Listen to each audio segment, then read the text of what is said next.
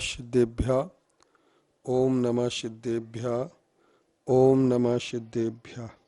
मैं अपने प्रिय पाठक, दर्शक और श्रोताओं से आज एक नए विषय पर चर्चा करने जा रहा हूं कि हमारे यहाँ यह कहा जाता है, कुछ लोग ऐसा कहते हैं कि द्रव्यलिंगी मुनि वंदनीय नहीं होते हैं।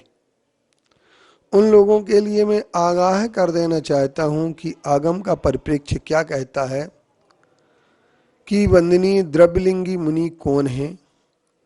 और कुछ लोग कहते हैं आज वर्तमान में भावलिंगी मुनि नहीं है। इस बात को मैं स्पष्ट कर देना चाहता हूं कि द्रव्यलिंगी मुनि के स्वरूप और उनकी सीमा हमें समझना होगी।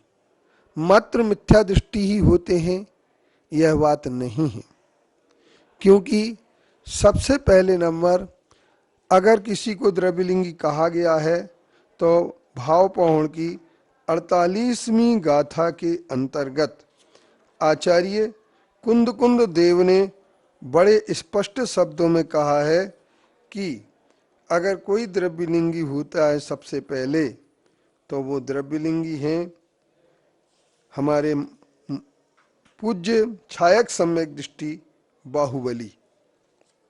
और इसी बात के लिए कहते हुए उन्होंने कहा है कि बाहुबली जो होते हैं वो कैसे होते हैं, तो इस बात के लिए उन्होंने एक गाथा दी है। 44वीं गाथा भी द्रष्टव्य है। भाव पहुण की 44वीं गाथा में कहते हैं, देहादि चत्त संगो मान कसायन कलसो धीर आतावनेन जादो बाहुबली कित्तीय कालम। बाहुबली जो ऋषभदेव के पुत्र हैं उन्होंने सारा परिग्रह छोड़ करके निर्गंत हुए, लेकिन मान कसाय के वशीभूत होकर के उन्होंने बहुत काल तक तपस्या की और वो द्रव्यलिंगी के रूप में रहे। अब छायक सम्यक दृष्टि जीव द्रव्यलिंगी कैसे हो सकते हैं, इस पर आप लोगों को विचार करना होगा। तो इसलिए यह कहा जा सकता है कि द्रव्यलिंगी मुनि तो छायक सम्यक दृष्टि जीव भी हो सकते हैं। तो जो ऐसा कहते हैं कि मिथ्या दृष्टि ही द्रव्यलिंगी होते हैं, उनकी बात यहाँ पर अपने आप समाप्त हो जाती है। और छायक सम्यक दृष्टि बाहुबली जैसे साधक भी द्रव्यलिंगी होते हैं। द्रव्यलिंगी चतुर्थ गुणस्थान प्रथम गुणस्थानवर्ती मिथ्या दृष्टि भी होते हैं, चतुर्थ गुणस्थानवर्ती अवृत सम्यक दृष्टि होते हैं, पंचम गुणस्थानवर्ती संयता संयत वाले होते हैं और छठे गुणस्थानवर्ती प्रमत्त संयत वाले भी होते हैं। जब तक अभेद रत्नत्रय की प्राप्ति नहीं होती है तब तक वो द्रव्यलिंगी होते हैं।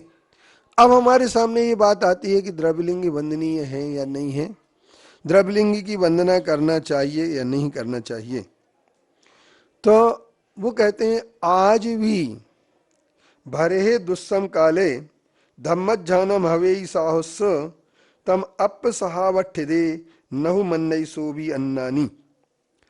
भरत क्षेत्र में इस दुस्सम काल में धर्म ध्यान के धारी साधु आत्मा के स्वभाव में स्थित रहने वाले आज भी हैं और रहेंगे।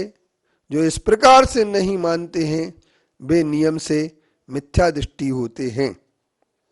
अजवितिरेन शुद्धा अप्पा झाएवि लहहिम इंदत्तम लोयंत तीय देवत्तम तत्चुआ निबुदम जंती।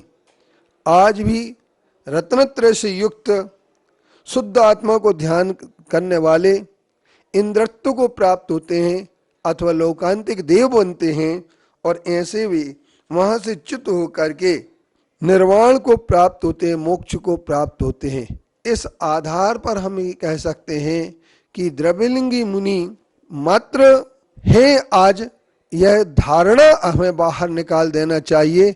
और जो कहते हैं कि द्रव्यलिंगी वंदनीय नहीं होते हैं उनसे मैं कहना चाहता हूँ, आचार्यों ने बड़ा एक स्पष्ट कह दिया है, नग्गो ही मुख मग्गो। समय सार के अंतर्गत जो सर्व विशुद्धि अधिकार है उसमें आचार्य कुंद देव स्वयं कहते हैं कि नग्नता ही मोक्ष मार्ग है। जिस तरीके से पानी के बिना लहर नहीं हो सकती है, ठीक इसी प्रकार से द्रव्यलिंग के बिना कभी भावलिंग नहीं हो सकता है।